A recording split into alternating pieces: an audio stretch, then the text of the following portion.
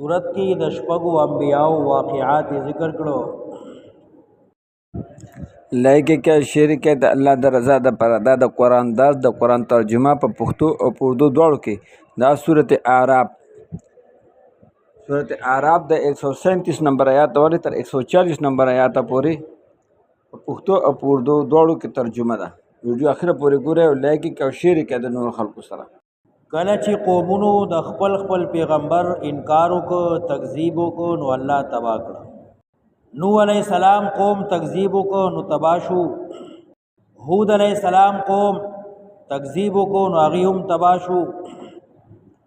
صالح علیہ السلام دارنګي، موسی علیہ السلام، هارون علیہ السلام، شعیب علیہ السلام، د چا چې دنیا کې تکذیب شوه دی، انکار شوه دی، مقابله ور سره شوه ده، نو الله غي تبا کړی. صلیح کاله موسی علیہ السلام فرعونانو ته دعوت ورکړي او خپل معجزې ورته سرګن کړي. او فرعون د موسی علیہ السلام مقابله د پاره جادوګر راوغوښت. جادوګر چې کله ناکام شو نو هغه سجده کې پریوته او په موسی علیہ السلام ایمان راوړ. فرعون ولا سزاګانې ورکړي، لاس او خپې ته کټ کړه، پانسی کړه، روزي جادوګرو او ماخام لبیا شهداو. موسی علیہ السلام خیره وکړه، و قسمه عذاب راغی فرعونانو باندې. کله چې فرعون او داغه لخر دریای نیل او دریای قلزم کې ډوب شو، غرق شو، او موسی علیہ السلام سره د بنی اسرائیل د وبونه پار شو، نو داغي ذکر کوي. واورثنا القوم الذين كانوا يستضعفون مشارق الارض ومغاربها. ما وارث وګرځول هغه قوم لرا چې کمزوري ګڼل شویو، مشارق الارض ومغاربها، په اطرافو د ځمکې، په طرف د مشرق او په طرف د مغرب. واورثنا ما ورکړه ځمکه، وارث مې وګرځول القوم الذين هغه څوک كانوا يستضعفون مشارق الارض ومغاربها چې کمزوري کړي شویو، کمزوري ګڼل شویو، کمزوري کړي شویو. مشارق الارض ومغاربها التي باركنا فيها. مشارق کله مفرد راوړي، کله تثنیه، کله جمع. مشارق الارض ومغاربها، دا بنی اسرائیل ما د فرعونانو وارث وګرځول، هغه می غر کړه او دا غینه چې کوم شی پاتې شو ناغه می دی ته حواله کړ، او دیله می داسې ځمکه ورکړه د مشرق او د مغرب جانب چې دی پکې بلا شرکت غیره هیڅ څوک ورسره حصدار نه و، شریک نه و، او دی د هغې وارث او مالکان وګرځېدل. التي مراد تینا شام او د مصر ځمکه ده. ما وارث کړه هغه څوک چې کمزوري ګڼلی شوي وو، مشرق اړخ ته، مغرب اړخ ته. التي بارکنا فیها، هغه شام یا هغه مصر چې ما پکې برکتونه ایښي دي. وتمت کلمت ربک الحسنى، او پورا شوا کلمه، خبره، حکم، وعده دربستا رښتیا. الله وعده کړی و موسی علیہ السلام سره چې فرعونیان ما غرقم او ستا قوم به آباد کړم. وتمت کلمت ربک الحسنى، پورا شوا وعده دربستا الحسنى خیستا،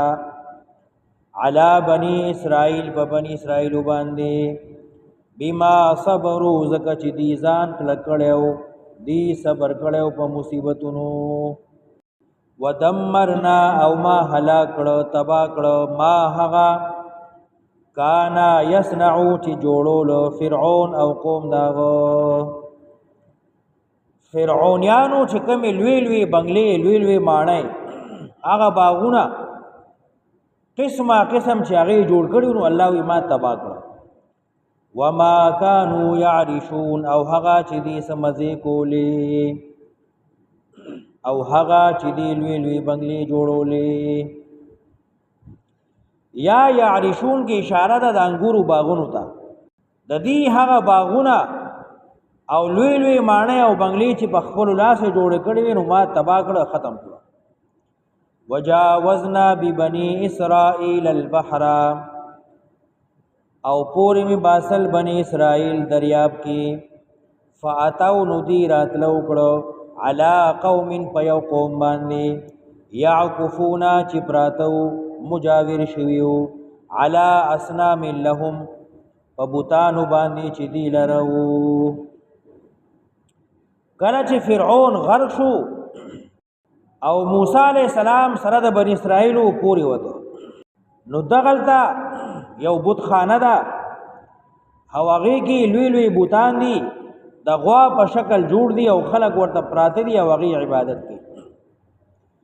یعکفونا پراته دي اختدي مجاور دي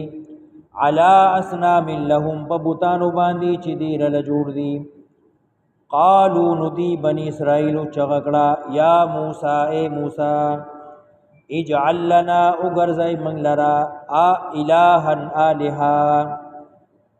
منگ لرا هم دغسی یو حاجت روا یو بتخانه جوړه کی کما لهم آلہا لک سنگ چی دی لرا بتخانه دا آلہا دی حاجت روا دی قال نوی موسی علیہ السلام انکم قوم تجهلون یقینا تاسو داسې خلک یې چې جاهل نه پوهیږئ جاهل سړی عقل کې دا خبره راځي چې عبادت او بندگی د داس یو شی په کار ده چې تا ته مخامخ کاری او کومنګ د الله عبادت کو نو الله خو موږ نه پټته غیب کې دی نو ځکه ورته موسی علیہ السلام جاهل وو موسی علیہ السلام د دیوی منګله هم داغه یو بتخانه جوړه کا مخامخ راته یو الہ کېدا یو الہ چې منګ ورته عبادت کو لکه څنګه چې دا خلق کوي قال او موسی علیہ السلام انکم قوم تجهلون یقینا تاسو قوم جاهل ان هؤلاء یقینا دغه خلق دغه بوتان چې د غوا په شکل جوړ دي او خلق ورته عبادت کوي ان هؤلاء یقینا دغا متبرون هلاکیدون کی دي متبرون بربادیدون کی دي ما هغه هم چې دغه خلق دي فيه پاغي کی اختا لګ صبر وکي زما د لا سبا الله دا ټول بتخانه او دا ټول بوتان تبا برباد کی نستو نابود ان هؤلاء یقینا دغټول متبر ما هم فيه هلاکیدون کی دی هغه چې دی پکې اختدي وباطل عبستی بیکار دی لا حاصل دی باطل دی ما هغه کانو یعملون چې دی کوم عمل کوي دی چې رقم شي عبادت کی نو دا خو یو عبس کار دی قال وی موسی علیہ السلام اغیر الله آیا بيد الله نا ابغيكم اولتم تاسو لرا الہن حاجت روا الله پرېګدم او بل یو بوت تاسو ته الہ وګرځو وهو فضلكم على العالمين او حال دا دی چې الله تاسو غوړه کړی په مخلوقات د زمانه قسمه قسم نعمتونه الله تاسو له درکړي دي او زه تاسو کې الله پیغمبر را لګلې ما اذ انجیناکم یاد کئ هغه وخت چې کله تاسو خلاص کړئ اذ انجیناکم کله چې ما خلاص کړئ من آل فرعون د فرعوناننا یسومونکم سوء العذاب رسو بی تاسو تا بد سخت عذاب یقتلون ابناءکم وجل بی زامن ستاسو ويستحيون نساءكم بحياكول بيزنان استاسو وفي ذلكم بلاء من ربكم عظيم او دی کی تاسو لرا آزمائش تے امتحان دے درب ستاسو نا ډیر زیات لوی ای ما ته وګوره ما ته وګوره اوس یې شیر که اوس یې شیر که بیا به د نیر شي څه کوې اوس یې شیر که یاره خو خدای پاکه او بله دا خبر ده لایک شیر کې د الله د رضا دپاره زمونږ د هر یو ویډیو د قرآن درس د قرآن ترجمه او د علماو بیانات د دین خبرې د الله د الله د رسول د پسند خبرې په لایک کېدو په شیر کېدو باندې به تاسو ته اجر میلاویږي دنیا خلک به ګوري او موږ او تاسو ته به ثواب میلاویږي علما نه تپوس وکړئ او د ګانو او د ویډیو او د ګانو او د ګډېدو د ویډیوګان نوی ټیم په قرآن باندې اورېدو باندې ولګي څومره اوچته خبر ده خپل بچو ته د قرآن ترجمه د قرآن بیانونه د دین خبرې او د علماو خبرې لګوئ او د ګډېدو د ډانس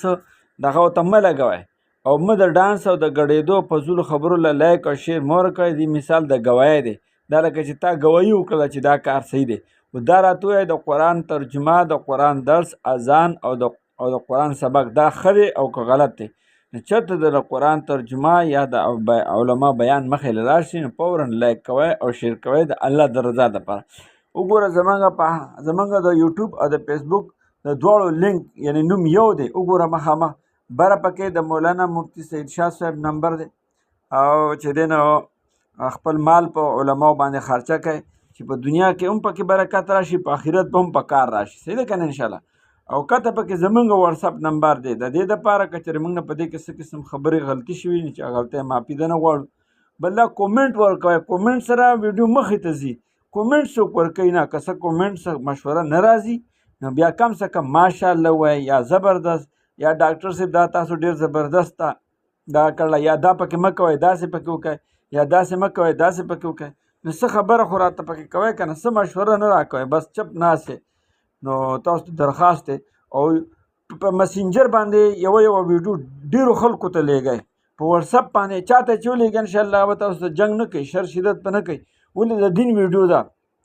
او د الله د رسول ویډیو ده انشاءالله چې د هغه فکر دین طرف ته شي انشاءالله داسې به کوو که نه الله پاک په دواړه جانه کامیاب کا الله پاک ته تاسو له شفا راکړي ستاسو بیبي بچو مور پلار رونه خویندو له شفا راکړي او الله پاک تاسو غونو په یو ځای باندې د حج او د عمرې دپاره قبول او منظور کا او الله پاکو په مال او په جان کې برکات واچو الله پاکو اپس کې محبت پیدا کاش او الله پاکو دشمنان د سره راضی کا او دشمنان د ناراضی کا چې دشمنی هم ختم شي امین ثم امین او په کومنټ کې کم څه کم امین وای نو سره لګای نه خدای پاک څه وایم زما سمجھ کې نه راځي چې څه وجه ده یاره خو زما دا یقین دی انشاءالله چې مسلمان وي نو زمونږ ویډیو به ضرور لایک کړي او شیر کړي به سیده کنه السلام علیکم